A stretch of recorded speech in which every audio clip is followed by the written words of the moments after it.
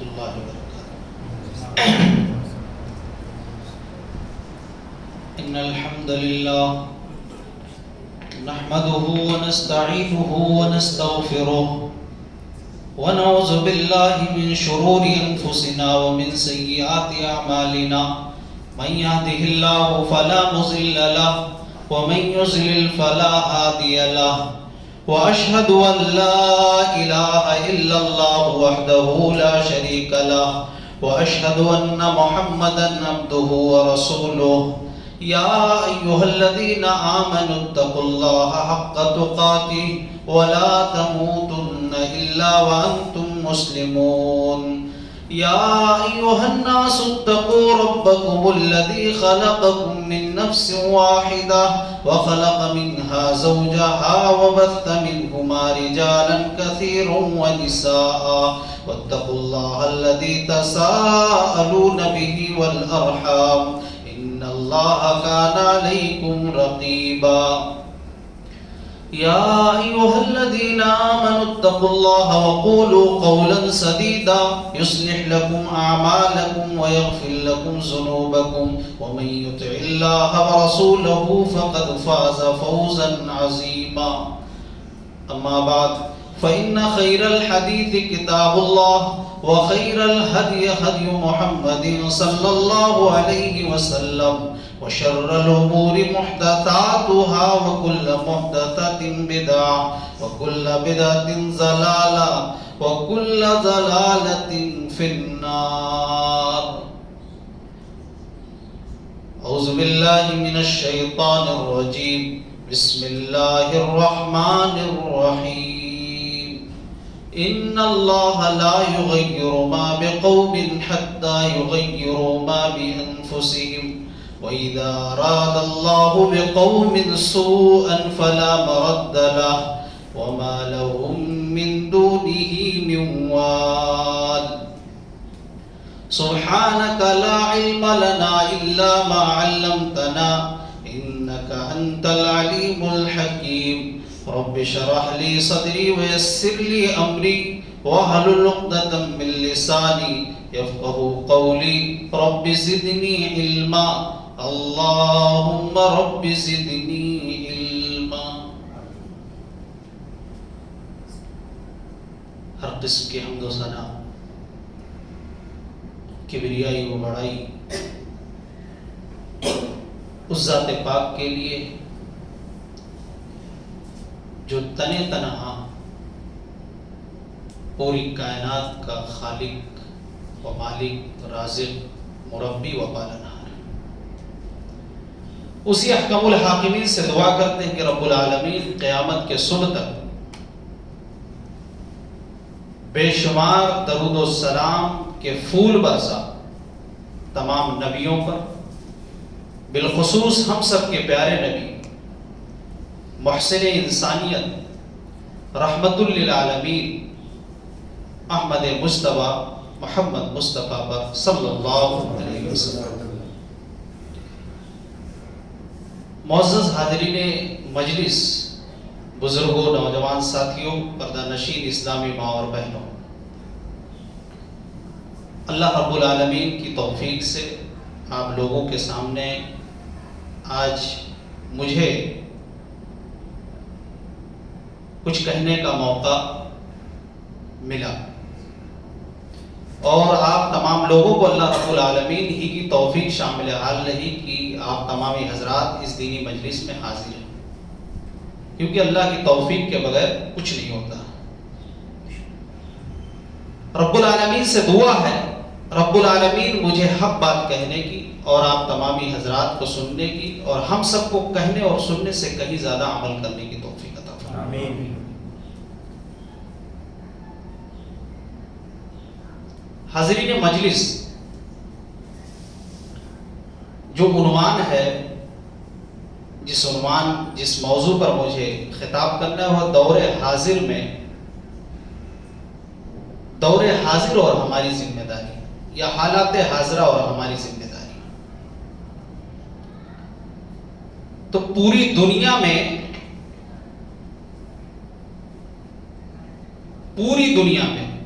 اور بالخصوص ہمارے ملک ہندوستان میں مسلمانوں کے جو حالات ہیں وہ ہم سے اور آپ سے چھپے ہوئے نہیں.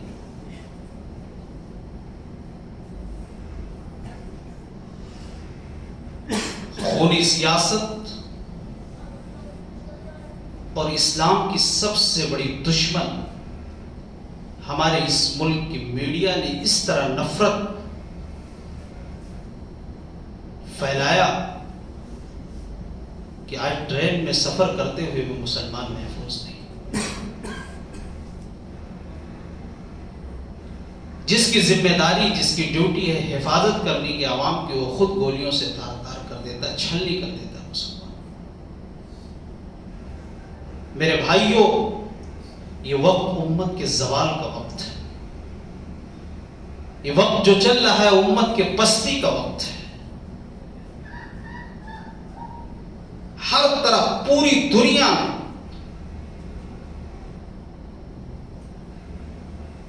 اسلام کے علاوہ جتنے دیگر مذاہب ہیں مسلمانوں کی مٹانے کی سازش کر رہے ہیں.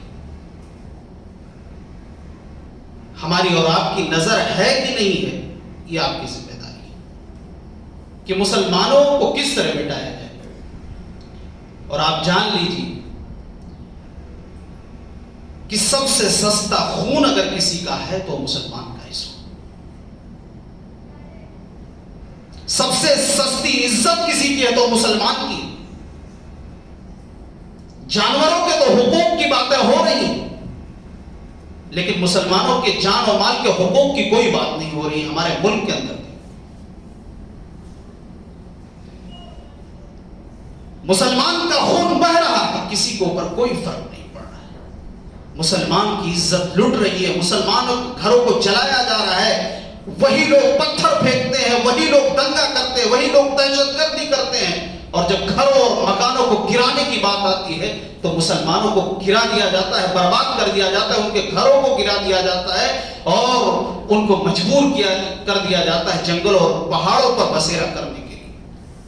میوات اور نوح کے حالات ہمارے اور آپ کے سامنے. ہم اور آپ چین و سکون کی روٹی کھا رہے ہیں. صبح جب ہم اور آپ اٹھتے ہیں موبائل دیکھتے تو پتہ چلتا ہے مسجد کو آگ کے حوالے کر دیا گیا اور امام کو شہید کر دیا گیا. ان حالات کو دیکھ کر جو حالات چل رہے ہیں، امت جس پستی کی حالت میں ہے، امت جس ذلت و رسوائی کا سامنا کر رہی ہے، دل چاہتا ہے کہ کتاب الملاحم ابو داؤد کی وہ روایت آپ کے سامنے پیش کر دوں جس کے اندر نبی اکرم جناب محمد الرسول اللہ صلی اللہ علیہ وسلم نے پیشین گوئی فرمائی تھی، جس کے راوی حضرت ثوبان رضی اللہ عنہ. اور ایسا لگ رہا ہے کہ اللہ کے نبی صلی اللہ علیہ وسلم نے ان حالات کو دیکھ کر پیشین گوئی آپ نے فرمائی تھی. ثوبان رضی اللہ عنہ کہتے ہیں نبی اکرم جناب محمد رسول اللہ صلی اللہ علیہ وسلم نے فرمایا صحابہ کرام کی مجلس بیٹھی، یوشک الامم ان تدع علیکم کما تدع الاکلۃ الی قصعتها.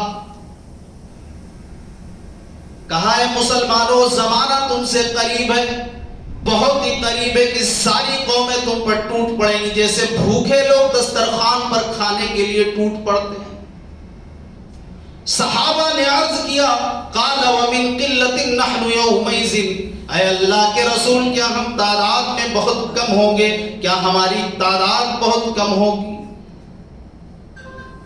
نبی اکرم نے فرمایا قال بل انتم یومئذ کثیر، بلکہ اے مسلمانوں اس دن تمہاری تعداد بہت زیادہ ہوگی. آج دنیا میں ہر 5واں آدمی مسلمان ہے،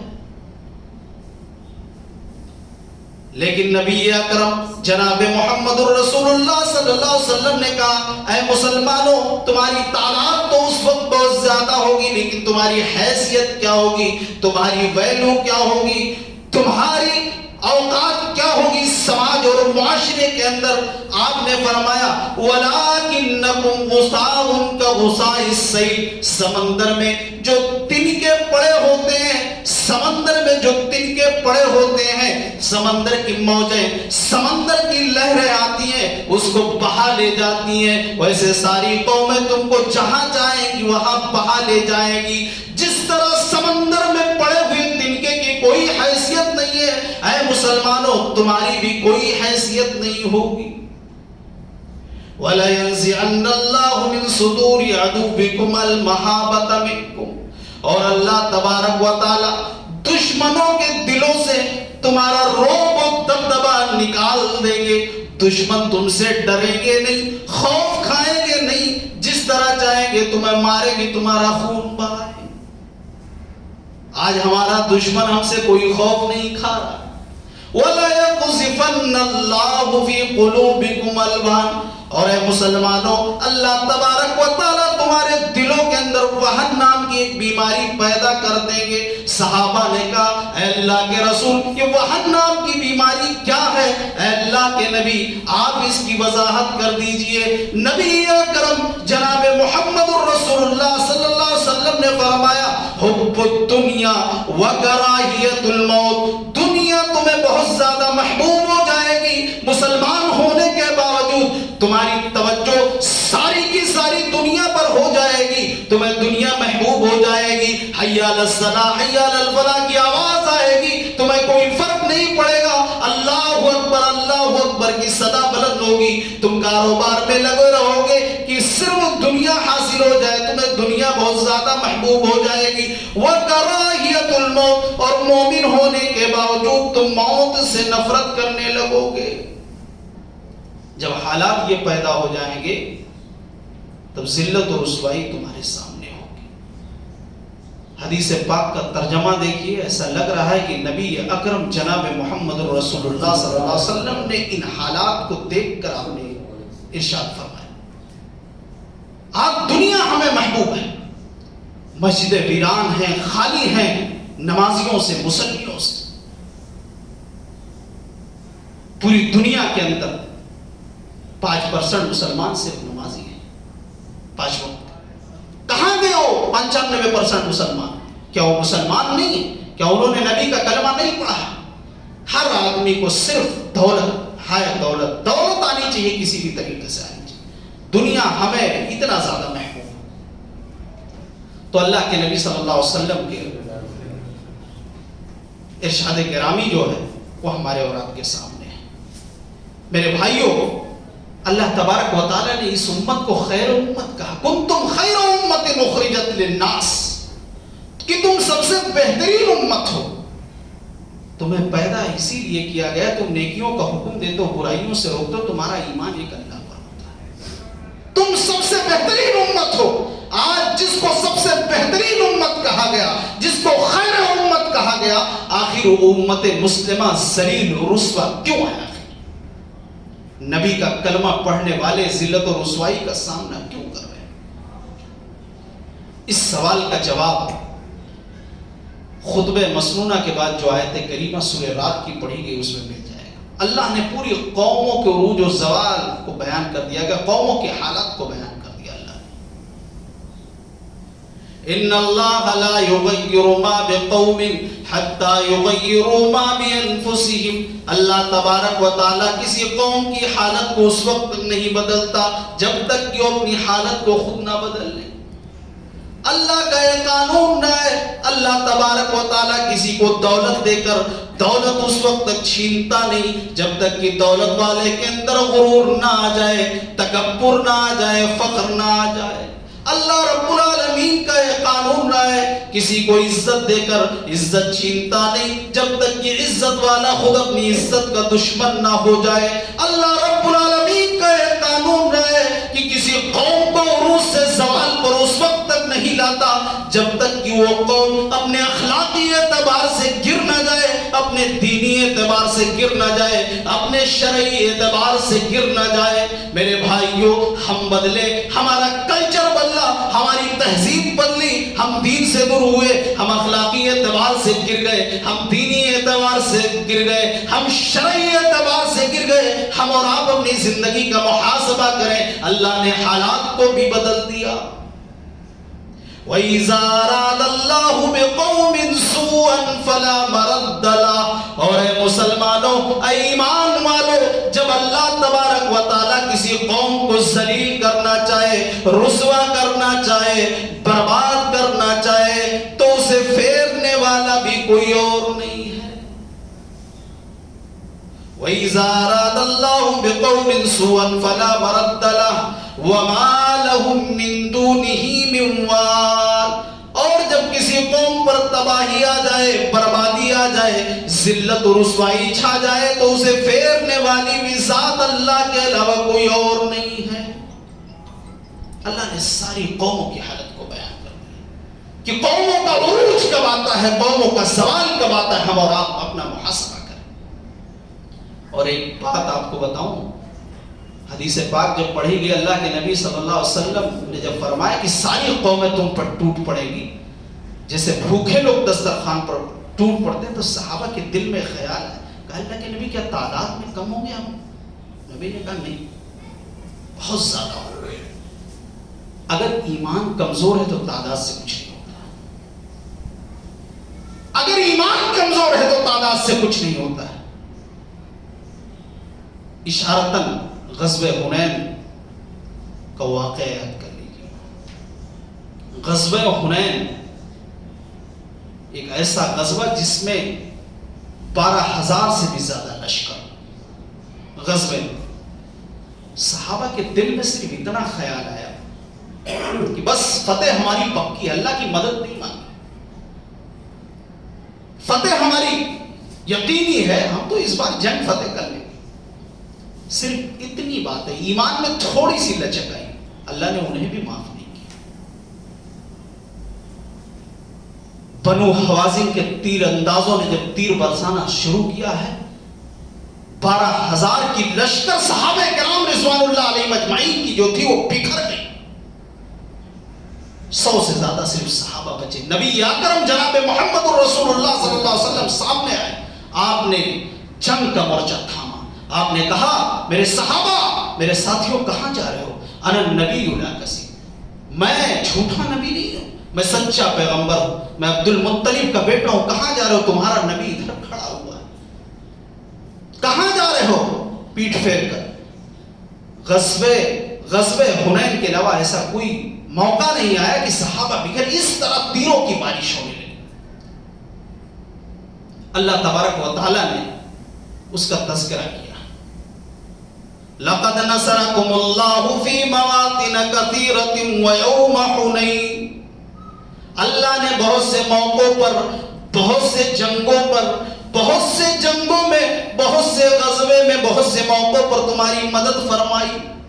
وَيَوْمَ حُنَيْنٍ، اور اے مسلمانوں یاد کرو حنین کے دن کو، اِذَا أَعْجَبَتْكُمْ كَثْرَتُكُمْ، جب تمہیں اپنی کثرت پر ناز ہو گیا تھا، فخر ہو گیا تھا کہ اللہ کی مدد نہ بھی آئے تب بھی فتح یقینی ہے، تم نے کثرت تعداد پر بھروسہ کر لیا تھا، اللہ کو یہ بات پسند نہیں آئی، اللہ نے بیان کیا فَلَمْ تُغْنِ عَنْكُمْ شَيْئًا، اے مسلمانوں تمہاری تعداد نے تمہیں کوئی فائدہ نہیں دیا، وَضَاقَتْ عَلَيْكُمُ الْأَرْضُ، اور زمین کشادگی کے باوجود تم پر تنگ ہو گئی تھی، ثُمَّ وَلَّيْتُمْ مُدْبِرِينَ، تم پیٹھ پھیر کر بھاگنے لگے تھے۔ ثم انزل اللہ سکینتہ علی رسولہ وعلی المؤمنین وانزل جنودا لم تروها، پھر اللہ نے سکینت نازل فرمائی، اللہ نے مدد کی فرشتوں کے ذریعے، وَأَيَّدَ بِجُنُودٍ لَمْ تَرَوْهَا، جسے تم اپنی آنکھوں سے دیکھ نہیں رہے تھے۔ تھوڑی سی لچک آئی ایمان میں سے کہ اللہ کی مدد اس بار فتح یقینی، اللہ کی مدد نہیں مانگی۔ آج ہم اور آپ اپنے ایمان کا جائزہ لیں، ہم بھی لیں، آپ بھی لیں، ہر شخص اپنے ایمان کا جائزہ لیں، ہمارا ایمان کیسا؟ تو کثرت تعداد سے کچھ نہیں ہوتا ہے۔ یہ واقعہ غزوہ حنین کا ہمیں بتا رہا ہے، یہ چیز ہم اور آپ اپنے دل و دماغ میں بیٹھا لیں کہ اگر ایمان ہمارا اور آپ کا مضبوط نہیں تو ہماری تعداد کتنی بھی ہو کوئی فرق نہیں پڑتا ہے، دشمن ہم پر حاوی رہے گا۔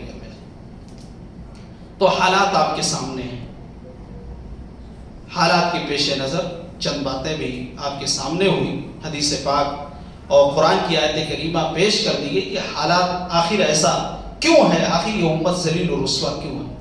اب سوال یہ پیدا ہوتا ہے کہ زوال کے وقت، اس پستی کے وقت، اس ذلت و رسوائی کے وقت جب امت مسلمہ ذلت و رسوائی کا سامنا کر رہی ہے تو ہم کیا کریں؟ ایک بڑا سوال ہے۔ کام تو بہت ہیں، بالخصوص چند باتیں آپ کے سامنے اشارتاً جو کام ہمیں کرنا ہے اس دور میں، دور حاضر میں جو ابھی دور چل رہا ہے، جن حالات کا ہم اور آپ سامنا کر رہے ہیں، اس میں کرنا ہمیں جو کام ہے وہ چند کام ہم گنا کے اپنی بات کو ختم کریں۔ سب سے پہلا کام ہم کو اور آپ کو جو کرنا ہے، صابر بننا ہے اور شاکر بننا ہے۔ صابر بننا ہے اور متقی بننا ہے۔ صابر اور متقی، اللہ نے کہا کہ مسلمانوں تم صابر بن جاؤ، صبر کرنے والے، اور متقی بن جاؤ، ہم دشمنوں کی چالوں کو ناکام بنا دیں گے، دنیا کی کوئی طاقت تمہیں نقصان نہیں پہنچا سکتی۔ یہ اللہ نے وعدہ کیا ہے، سورہ آل عمران کی آیت ہے، وَإِن تَصْبِرُوا وَتَتَّقُوا لَا يَضُرُّكُمْ كَيْدُهُمْ شَيْئًا، اگر تم صابر بن جاؤ، صبر کرنے والے بن جاؤ، متقی بن جاؤ، لا يضركم كيدهم شيئا، دنیا کی کوئی طاقت تمہیں نقصان نہیں پہنچا سکتی ہے، ہم دشمنوں کی چالوں کو ناکام بنا دیں گے، دشمن تمہیں کوئی نقصان نہیں پہنچا پائیں گے۔ صابر، صبر کا ایک ہی معنی ہم اور آپ جانتے ہیں کہ جب کسی کی موت ہو جائے، کوئی حادثہ ہو جائے تو انا للہ و انا الیہ راجعون۔ صبر کا ایک، ٹھیک ہے، ایک معنی یہ ہے، لیکن صبر کی 3 قسم ہیں۔ الصبر علی الطاعہ، نیکی کے کاموں پر صبر کرنا، دین پر جمے رہنا کیسی بھی حالت ہے، توحید پر ڈٹے رہنا، ایمان کی دولت جانے نہ پائے، کتنی بھی تکلیف سامنے آ جائے، اس کا بھی نام صبر ہے۔ الصبر علی الطاعہ، دین پر ڈٹے رہنا، جمے رہنا۔ حضرت بلال رضی اللہ عنہ کو تپتی ریت پر دھوپ میں لٹا دیا گیا، پتھر سینے پر رکھ دیا گیا، لیکن پھر بھی احد کی صدا بلند کر، یہ ہے صبر علی الطاعہ۔ حضرت سمیہ رضی اللہ عنہ کو بے دردی سے شہید کر دیا گیا، لیکن دین پر وہ جمی رہی۔ آپ کو تکلیف ہو رہی ہے نماز میں آنے کے لیے، جو تکلیف آپ برداشت کر رہے ہیں، دھوپ میں، گرمی میں، آپ نیند کو قربان کر کے صبح میں، یہ نیکی کے کاموں پر آپ صبر کر رہے ہیں، صبر کی ایک قسم یہ بھی ہے۔ اور ایک تیسری قسم ہے صبر علی المعصیہ، گناہوں آپ گناہ کر سکتے ہیں، گناہوں کے کاموں سے رک جانا، اپنے خواہشات نفس کو کچلنا، گناہ کے اڈے کھلے ہوئے ہیں، آپ آسانی سے گناہ کر سکتے ہیں، لیکن اپنے خواہش نفس کو آپ اللہ کے لیے کچلنے ہیں کہ نہیں ہمارا رب سے ناراض ہو جائے۔ آپ جو خواہش نفس کو کچلنے ہیں، آپ گناہ کرنا چاہتے ہیں لیکن اللہ کی خوف، اللہ کے ڈر سے نہیں کر رہے ہیں، یہ ہے صبر علی المعصیہ۔ گناہوں سے باز رہنا، یہ بھی صبر کی ایک قسم ہے۔ اور ایک صبر یہ ہے کہ کوئی مصیبت آ جائے، کوئی تکلیف آ جائے، کیسی بھی حالت ہو، تو اس پر ہم اور آپ صابر رہیں۔ لیکن یہ بہت اچھا لگتا ہے، ابھی آپ کو معلوم ہو جائے فلاں کے ساتھ کوئی حادثہ ہو گیا تو آپ سمجھیں کہ صبر کریے، اللہ اچھا بدلا دے گا۔ لیکن اپنے اوپر اگر کوئی معاملہ آ جاتا ہے تو انسان صبر کا دامن چھوڑ دیتا ہے۔ دینی اور ملی بھائیوں، مسلم کے اس واقعے کو یاد کریے، ایک انسانی فطرت ہے۔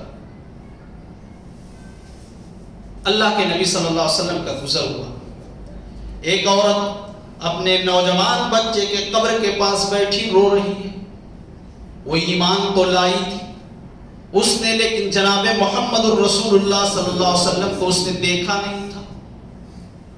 نبی اکرم جناب محمد الرسول اللہ صلی اللہ علیہ وسلم نے کہا، اے اللہ کی بندی صبر کر، اللہ تجھے اچھا بدلہ دے گا، نیک بدلہ دے گا۔ اس نے نظریں اٹھائی، جب سمجھانے والے شخص جناب محمد الرسول اللہ صلی اللہ علیہ وسلم پر نظر پڑتی ہے، اس نے کہا چل چل نکل، آج تو مجھے صبر کی تلقین کر رہا ہے، آج میرے جوان بیٹے کا انتقال ہو گیا ہے، میرا جوان بیٹا اس دنیا سے چلا گیا ہے۔ 3 दिन के बाद उसको किसी ने बताया वो तो जनाब मोहम्मद रसूलुल्लाह सल्लल्लाहु अलैहि वसल्लम थे, आप रहमतुल लिल आलमीन थे। आप मुस्कुराए, उठे और चल दिए, क्योंकि वो औरत जज्बात में थी और उसने कहा आज मुझे तो सब्र की तलकीन कर रहा है। वो औरत जब पता चलता है कि वो जनाब मोहम्मद रसूलुल्लाह सल्लल्लाहु अलैहि वसल्लम थे, वो औरत भागती हुई जल्दी जल्दी नबी अकरम जनाब मोहम्मद रसूलुल्लाह सल्लल्लाहु अलैहि वसल्लम की खिदमत में हाजिर होती है। ऐ अल्लाह के नबी, आज मुझे आप सब्र की तलकीन कर दीजिए, आज मुझे सब्र आ गया है। नबी अकरम ने उस मौके पर फरमाया इन्नमस सब्रु इंद सदमतिल ऊला, सब्र तो वो है जो पहली मुसीबत में किया जाए, बाद में तो हर किसी को सब्र आ जाता है। ऐ अल्लाह की बंदी, जा जा, अब सब्र करने से कोई फायदा नहीं है। तो सब्र करना आसान काम नहीं है। इसीलिए अल्लाह ने, आप देखें नमाज कितनी बड़ी इबादत है, लेकिन अल्लाह ने जब कहा इन्नल्लाह माअस-सला, नहीं कहा कि अल्लाह की मदद नमाजियों के साथ है, बल्कि इन्नल्लाह माअस-साबिरीन का, अल्लाह की मदद सब्र करने वालों के साथ। इसलिए अगर आप सब्र करना है मुश्किल काम है, नमाज पढ़ना तो आसान काम है। और माह रमजानुल मुबारक में हमने और आपने अपनी नजरों से देखा है, वुजू खाने पर मस्जिदों में जिस तरह भीड़ लगती है, जब आदमी चाहता है नमाज पढ़ लेता है। नमाज पढ़ना आसान है, लेकिन सब्र करना बहुत मुश्किल काम है। तो साबिर बनना, मुत्तकी बनना है, तकवा, अल्लाह का डर, अल्लाह का खौफ। तकवा एक ऐसी सिफत है, एक ऐसी खूबी है कि जिस दिल में आ जाए फिर गुनाहों से दूर हो जाता है। जिस दिल में अल्लाह का खौफ हो, अल्लाह का डर हो, अल्लाह की मोहब्बत हो, रसूल की मोहब्बत हो, जिसका दिल अपने भाइयों के ताल्लुक से बोझ ना हो, जिस दिल में हसद ना हो, कीना ना हो, दुश्मनी ना हो, वो शख्स मुत्तकी है। और तकवा के ताल्लुक से अल्लाह के नबी सल्लल्लाहु अलैहि वसल्लम ने फरमाया कि जब सवाल किया गया कि वो कौन सी चीजें हैं जो जन्नत में ले जाने वाली है सबसे ज्यादा, तो आपने फरमाया तक़वल्लाह, अल्लाह का डर, व हुस्नुल खुल्क़, और अच्छा अखलाक व किरदार। और अल्लाह ने फरमाया वमन यत्तक़िल्लाह यजअल लहू मिन अम्रिही युसरा वमन यत्तक़िल्लाह यजअल लहू मखरजा। मुसलमानों, पस्ती ये सवाल का वक्त जरूर है, लेकिन मायूस ना हो। अल्लाह ने वादा किया है, ऐ मुसलमानों तुम मुत्तकी बन जाओ, तकवा अपने अंदर पैदा कर लो, तकवा की सिफत पैदा कर लो, अल्लाह का खौफ और डर अपने दिलों के अंदर पैदा कर लो। अल्लाह तबारक व तआला ने वादा किया है वमन यत्तक़िल्लाह यजअल लहू मखरजा, हम मुश्किल से मुश्किल हालात से तुम्हें निकाल देंगे। तुम रिज़्क़ हलाल के लिए परेशान हो, रोजी का तलाश कर रहे हो, रोजी की भी तंगी है, अल्लाह ने कहा अगर तुम मुत्तकी बन जाओ वयरज़ुक़हु मिन हैसु ला यहतसिब, ऐसी जगह से हम रोजी देंगे कि कभी तुमने गुमान भी नहीं किया होगा। वमन यत्तक़िल्लाह यजअल लहू मिन अम्रिही युसरा, तुम मुत्तकी बन जाओ, हम तुम्हारे हर काम को आसान बना देंगे, मुश्किल हालात से तुम्हें निकाल देंगे। तो मौजूदा दौर में ये 2 काम करना पड़ेगा, 2 काम करना पड़ेगा, साबिर और मुत्तकी बनना। तो ये पहला काम। दूसरा काम तवक्कल अल्लाह। हालात कैसे भी हो, कितना भी नाजुक, हमें अल्लाह पर भरोसा करना और उसी से दुआ करनी कि अल्लाह तू इस जालिमों के मामले में तो जो है काफी हो जा। ये जालिम जुल्म कर रहे हैं, हमें तकलीफ दे रहे हैं, हमें परेशान कर रहे हैं, अल्लाह तू हमारे मामले में तो काफी हो जा। अल्लाह ने कहा वमन यतवक्कल अलल्लाहि फहुव हस्बुह, अगर तुम अल्लाह पर भरोसा करो तो अल्लाह तबारक व तआला वो दुश्मनों के मुकाबले में अल्लाह काफी उनको तबाह बर्बाद करने के लिए। वमन यतवक्कल अलल्लाह, अगर अल्लाह पर भरोसा करो तो अल्लाह तबारक व तआला मुश्किल से मुश्किल हालात में वो तुम्हारी मदद करेगा, वो काफी हो जाएगा, वो तुम्हारी मदद आसमानों से भी करेगा। लेकिन अल्लाह पर भरोसा, जिस उम्मत जिस कौम का भरोसा हरे और पीले धागे पर हो, उस कौम पर अल्लाह की मदद कैसे आ सकती है? कैसे कहा जाए कि मुसलमान सिर्फ अल्लाह पर भरोसा करने वाला है? अल्लाह ने तो कहा वअलल्लाहि फलियतवक्कलिल मोमिनून, मोमिन तो सिर्फ अल्लाह पर भरोसा करते हैं। हमारा भरोसा कहाँ कहाँ है, हमारी पेशानी कहाँ कहाँ छुप रही है? मेरे भाइयों, ضرورت اس بات کی ہے کہ ہم اللہ پر بھروسہ کرنے والے بن جائیں. لیکن آپ جان لیجیے اس بھروسے کا امتحان ہوتا ہے. آپ دیکھیے تھوڑی سی مشکل حالات آئی, مشکل حالات ہمارے اور آپ کے سامنے ہیں, ہمارے گھر میں تھوڑی پریشانی ہے, ہم توکل اللہ, اللہ پر کوئی بھروسہ نہیں, بس بھاگ رہے ہیں ادھر ادھر, اپنے عقیدے اور ایمان کا سودا کر رہے ہیں. اس بھروسے کا بھی امتحان ہوتا ہے. یہ بھی اچھا لگتا ہے کہ اللہ پر بھروسہ رکھو, لیکن بھروسے کا ایک امتحان ہوتا ہے. موسیٰ علیہ السلام اپنی قوم کو لے کر جا رہے ہیں, اپنی قوم بنو اسرائیل کو لے کر فرعون سے نجات دلا کر اپنی قوم کو لے کر جا رہے ہیں. فرعون اس کا لشکر پیچھا کر رہا ہے, سامنے سمندر آ گیا, پیچھے فرعون اس کا لشکر ہے, بھاگنے کا کوئی راستہ نہیں. قرآن نے بیان کیا فلما ترى الجمعان قال اصحاب موسى انا لمدركون, کہ پیچھے فرعون کا لشکر ہے, سامنے سمندر ہے. موسیٰ علیہ السلام کے ساتھیوں نے کہا قال اصحاب موسیٰ انا لمدرکون, اے موسیٰ, اے میرے پیغمبر, ہم تو پھر پکڑ لیے گئے, سامنے سمندر ہے, پیچھے لشکر آ رہا ہے. موسیٰ علیہ السلام نے کہا نہیں, قال کلا, ہرگز نہیں, ان معی ربی سیہدین, اے میرے ساتھیوں, موسیٰ کا رب موسیٰ کے ساتھ ہے, وہ ضرور کوئی راستہ نکالے گا. موسیٰ علیہ السلام نے اللہ پر بھروسہ کیا, اللہ پر توکل کیا. میرے بھائیوں, سامنے دریا ہے, سمندر ہے, پیچھے فرعون کا لشکر ہے, بھاگنے کا راستہ نہیں, پھر بھی اللہ پر بھروسہ کہہ رہے اللہ ضرور کوئی راستہ نکالے گا.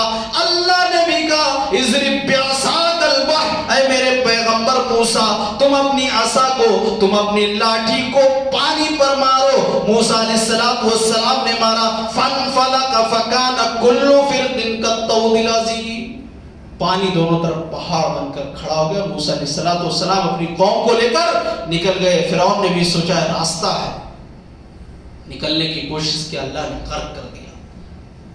ہم اور آپ جانتے ہیں. تو بھروسے کا ایک امتحان ہوتا ہے.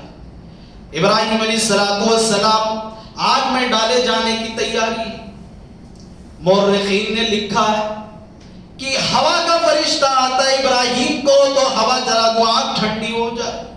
ابراہیم علیہ السلام نے کہا نہیں, چلے جاؤ, میں اللہ کی توحید کے خاطر آگ میں جا رہا ہوں. کوئی لمبی چوڑی دعا نہیں کی, حسبنا اللہ و نعم الوکیل, ہمارے لیے ہمارا اللہ کافی ہے, وہ بہترین کارساز و کام بنانے والا ہے. آگ میں ڈال دیا گیا. اللہ نے بھی آگ کو حکم دیا یا نار کونی بردا و سلاما علی ابراہیم, اے آگ تو نہیں جانتی کہ میرے بندے ابراہیم نے کس کو پکارا, اے آگ تو ٹھنڈی اور سلامتی والی بن جا. آگ ٹھنڈی بن جاتی. اللہ کے نبی صلی اللہ علیہ وسلم ہجرت کے موقع پر اپنے ساتھی ابوبکر صدیق رضی اللہ عنہ کے ساتھ غار ثور میں چھپے ہوئے ہیں. دشمن پیچھا کر رہا ہے قتل کرنے کے لیے, کیونکہ بڑے سے بڑا انعام لگا ہوا ہے, پیر دکھ رہا ہے. حضرت ابوبکر صدیق رضی اللہ عنہ نے کہا اللہ کے نبی, دشمن کا پیر دکھ رہا, اگر اس نے جھانک کر دیکھ لیا تو ہم پکڑ لیے جائیں گے. نبی اکرم نے صلی اللہ علیہ وسلم نے کہا لا تحزن ان اللہ معنا, اے میرے دوست غم نہ کرو, ہمارا اللہ ہمارے ساتھ ہے. تو بھروسے کا ایک امتحان ہوتا ہے. تو ہمیں دور حاضر میں اللہ پر بھروسہ کرنا پڑے گا, ہرے اور پیلے دھاگوں پر نہیں. آج امت مسلمہ کی بڑی تعداد آپ دیکھیے گلے میں ہے, ہاتھ میں ہے, پیر میں ہے, آج محفوظ نہیں. اسی پر بھروسہ ہو رہا ہے کہ اس سے ہماری یہ مصیبت, ہم بچ جائیں گے, پریشانی سے بچ جائیں گے, تمام بلاؤں اور مصیبتوں سے بچ جائیں گے. تو ضرورت اس بات کی توکل اللہ, صابر اور متقی بننا ہے. دوسرا کام توکل اللہ, اللہ پر بھروسہ کرنا ہے. نمبر تین, ہمیں اس دین کی طرف لوٹنے کی ضرورت ہے, سینٹر کی طرف لوٹنے کی ضرورت ہے. دین کی طرف, مصدر کی طرف, سینٹر کی طرف لوٹنے کی ضرورت ہے. اللہ کے نبی صلی اللہ علیہ وسلم نے فرمایا, ابو داؤد کی روایت ہے, اذا تبایعتم بالعینا, اے مسلمانوں جب تم کاروبار میں دھوکہ دھڑی کرنے لگو گے, بے ایمانی کرنے لگو گے.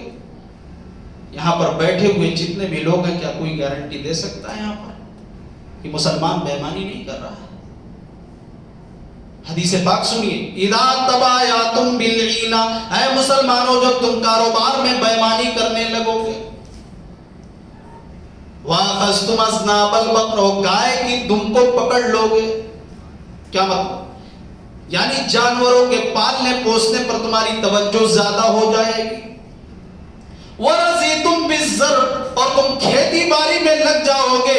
وَتَرَكْتُمُ الْجِهَادَ، اور جہاد اللہ کی راہ میں قربانیاں دینا بھول جاؤ گے. سَلَّطَ اللَّهُ عَلَيْكُمْ ذُلًّا، تو اللہ تبارک و تعالی ذلت اور رسوائی کو تمہارے اوپر مسلط کر دے گا، تمہارے اوپر نازل کر دے گا.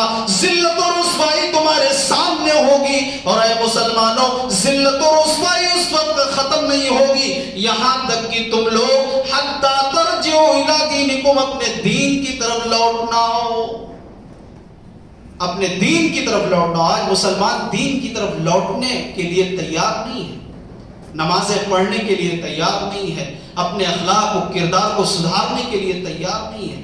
ہوٹلوں پر بیٹھ کر یہ باتیں کر رہا ہے کہ 24 میں اتنی سیٹیں آ جائے تو یہ ہو جائے گا، فلاں جگہ کی سرکار ہو جائے تو ہم سکون میں. کچھ نہیں، یہ ساری چیزیں ہم اپنے دل کو سکون پہنچانے کا کام کر رہے ہیں. امام الانبیاء جناب محمد رسول اللہ صلی اللہ علیہ وسلم نے کہا، مسلمانوں تمہارے اوپر سے ذلت و رسوائی ختم نہیں ہوگی یہاں تک کہ تم لوگ اپنے دین کی طرف لوٹ نہ ہو.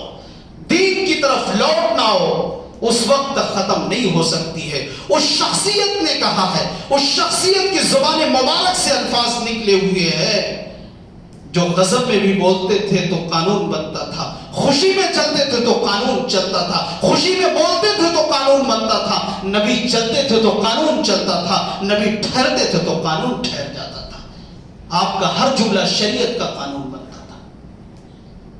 نبی اکرم جناب محمد رسول اللہ صلی اللہ علیہ وسلم نے فرمایا، جو اپنی زبان مبارک سے نہیں بولتے بلکہ وحی کے ذریعے جو جبرائیل پیغام لے کر آتا ہے، وَمَا يَنطِقُ عَنِ الْهَوَىٰ إِنْ هُوَ إِلَّا وَحْيٌ.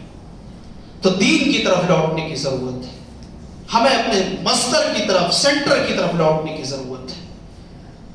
اور بےمانی جو ہم کاروبار میں، نبی اکرم نے کہا جب تم بےمان ہو جاؤ گے کاروبار میں بےمانی کرنے لگو.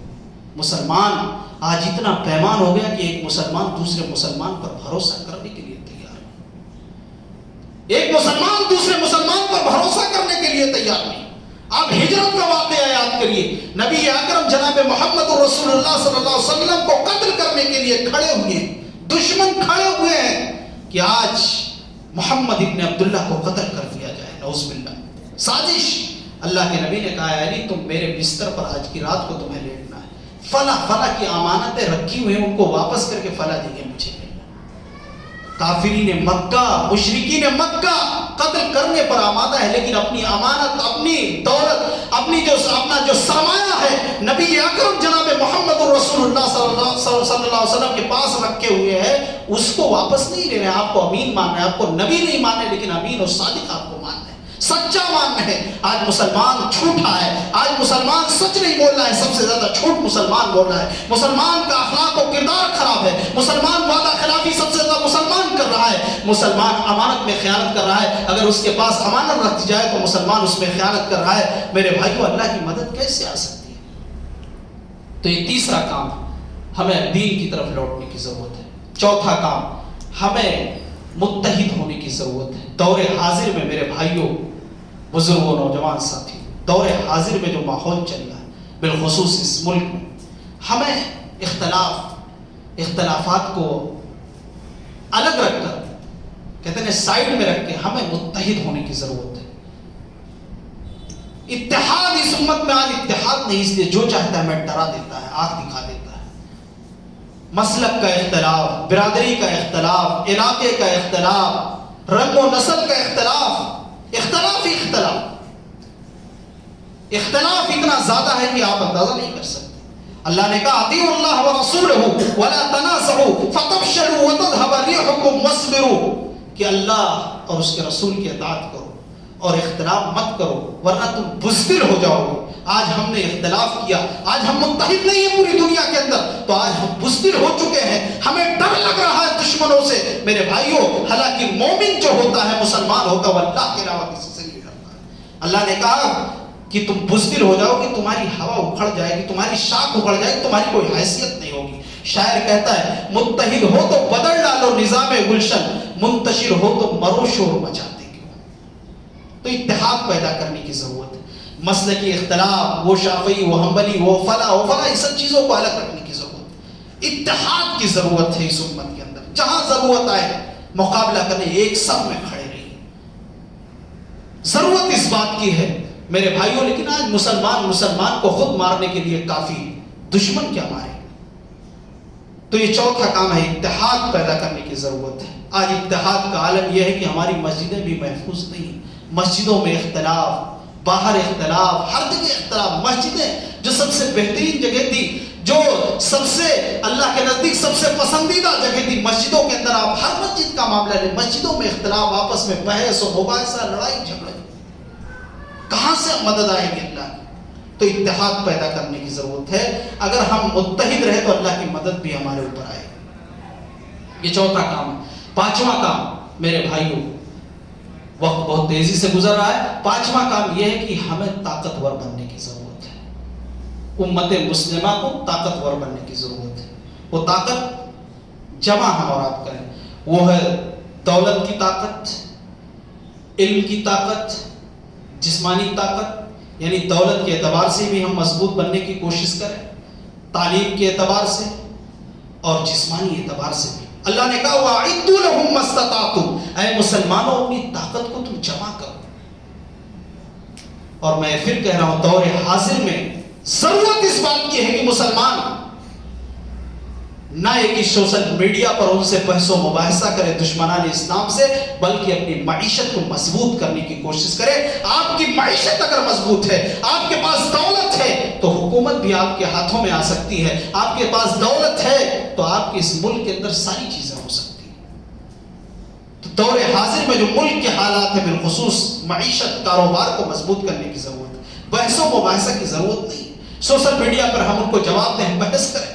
سارا جتنا ان کی مشینری سسٹم ہے, میڈیا سے لے کر سارے جو بیٹھے ہوئے ہیں کرسیوں پر, وہ سب مسلمانوں کے دشمن ہیں. آپ سوشل میڈیا پہ تھوڑا سا جواب دیں گے, اس کا پروپیگنڈا کر کے آپ کو جیل میں ڈال دیا جائے گا. کتنے نوجوان آج جیل کے سلاخوں میں ہمارے. تو معیشت اور کاروبار, تعلیم کے اعتبار سے, تعلیم کا حال مسلمانوں کا کیا ہے, کبھی ہم نے جائزہ لیا؟ شادیوں میں ہم 20-20 لاکھ 50-50 لاکھ روپے خرچہ کر دیتے ہیں, لیکن تعلیم کا معاملہ کہاں ہے ہمارے مسلمانوں کے پاس؟ کوئی آج کالج, اسکول کہاں ہے؟ آج حجاب پر پابندی لگائی جاتی ہے کہ اگر آنا ہے تمہیں تو پردے سے نہیں, تمہیں حیا کا جنازہ نکالتے ہو تمہیں ہمارے اسکول میں آنا پڑے گا.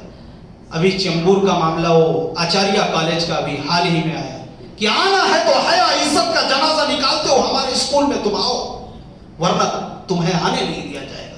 یہ حالات کیوں پیدا ہوگی؟ آخر ہماری بچیاں, ہماری نوجوان لڑکیاں, پڑھنے والی ہمارے لڑکے, وہ کیوں جا رہے ہیں؟ کیونکہ ہم نے کبھی اس پر غور نہیں کیا, ہم نے کبھی محنت نہیں کی. ہم نے کروڑوں کی مسجدوں کو ہم نے بنا دیا ہے, ہم نے کھڑا کر دیا.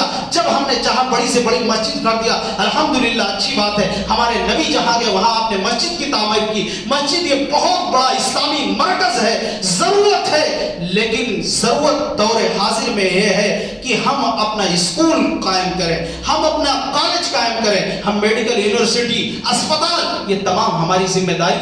آج عیسائیوں کو دیکھ لیجئے, ملک کے اندر کتنا ہے میڈیکل کالج ان کے پاس, میڈیکل اسپتال ان کے پاس, اور اسکول ان کے پاس. وہ دو ہی کام کرتے ہیں, اسپتال بناتے ہیں اور اسکول بناتے ہیں. مسلمان کے تعلیم کا حال کیا ہے؟ مسلمانوں کے لڑکوں کا کیا حال ہے کہ مسلمان کے بچے جو پڑھ بھی رہے ہیں کہیں, وہ ٹائم پاس سوشل میڈیا پر کر رہے ہیں. یہودیوں کے بچے یورپ وغیرہ کے اندر آپ پڑھیں گے, وہ اخبارات بھی جو پڑھتے ہیں تو ٹوائلٹ کے اندر پڑھتے ہیں. ان کے پاس اتنا وقت نہیں ہے کہ وہ اخبارات کو باہر پڑھیں. اور ہمارے یہاں ہم وقت ضائع و برباد کر رہے ہیں. تو طاقتور بننے کی ضرورت ہے. وَأَعِدُّوا لَهُم مَّا اسْتَطَعْتُم مِّن قُوَّةٍ. اور ایک چھٹا کام یہ ہے میرے بھائی کہ ہم وقت کو برباد نہ کریں, خالی اوقات کی ہم اور آپ قدر کریں. ضرورت ہے اس بات کہ ہم اور آپ خالی اوقات کی قدر کریں. یاد رکھو میرے بھائیوں، جس نے بھی وقت کو ضائع و برباد کیا ہے، وقت نے اس کو برباد کر دیا ہے. چاہے وہ امت، پوری امت ہو، چاہے وہ افراد کا معاملہ ہو، فرد کا معاملہ ہو، چاہے کوئی فرد وقت کو برباد کرے، چاہے امت پوری قوم برباد کرے.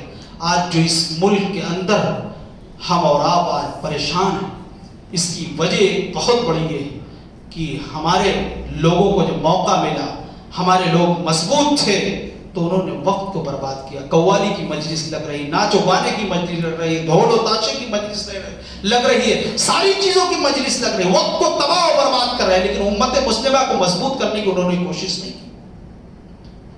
تو وقت، اسلام وقت کا مذہب ہے، اسلام ٹائم کا مذہب ہے. اسلام سے زیادہ وقت، خالی اوقات کی قدر کرنے کی کون تعلیم دیتا ہے؟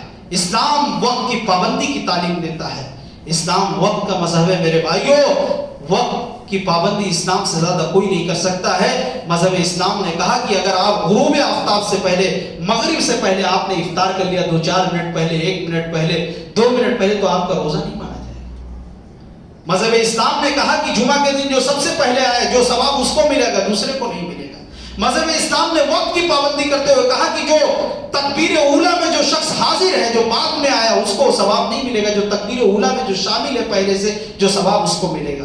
اسلام وقت کا مذہب ہے، اسلام ٹائم کا مذہب ہے. اسلام کا ماننے والا ٹائم پاس کر رہا ہے سوشل میڈیا پر، اسلام کے ماننے والے پب جی گیم کھیل کر رات بھر گزار رہے، اسلام کے ماننے والے فیس بک چلا کر رات بھر گزار رہے. یہ افسوس کا مقام میرے بھائیوں. اور دور حاضر میں کام یہ کرنا ہے ہم کو اور آپ کو کہ آج کا نوجوان بے راوربی کا شکار ہے. یعنی نوجوان امت مسلمہ یعنی دین کے راستے سے بھٹکا ہوا ہے.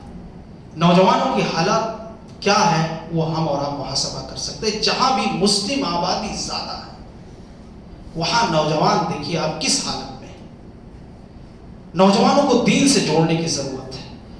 اور نوجوان آپ دیکھیے، نوجوان نشے کا عادی، آج کس طرح کی نشے میں غرق ہو رہا ہے. نوجوان نشے کی طرف بڑھ رہا ہے، جا رہا ہے. ہمارا نئی نسل بالکل 14 سال، 15 سال، 16 سال، 18 سال تباہی اور بربادی کے دہانے پر ہے میرے بھائی.